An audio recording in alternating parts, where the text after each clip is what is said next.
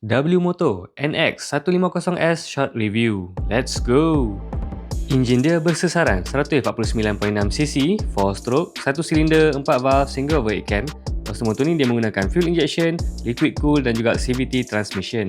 Enjin dia pula mampu untuk menghasilkan 15.6 horsepower pada 8,500 RPM dan juga 14.7 Nm of torque pada 6,500 RPM.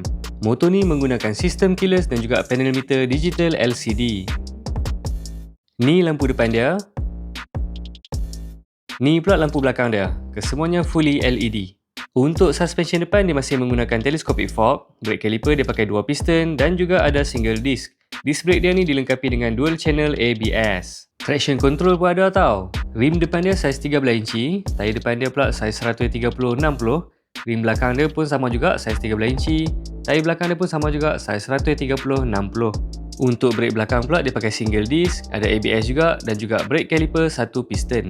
Untuk suspension belakang pula dia menggunakan dual shock absorber. Fuel tank dia pula berkapasiti 15 liter. Tak cukup dengan tu, motor ni juga dilengkapi dengan dual USB charging port iaitu USB Type A dan juga USB Type C. Okey, jom kita dengar bunyi dia sikit.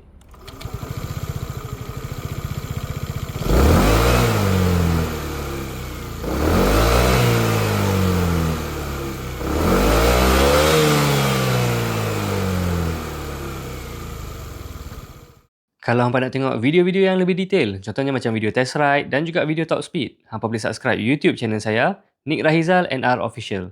Jumpa anda di sana.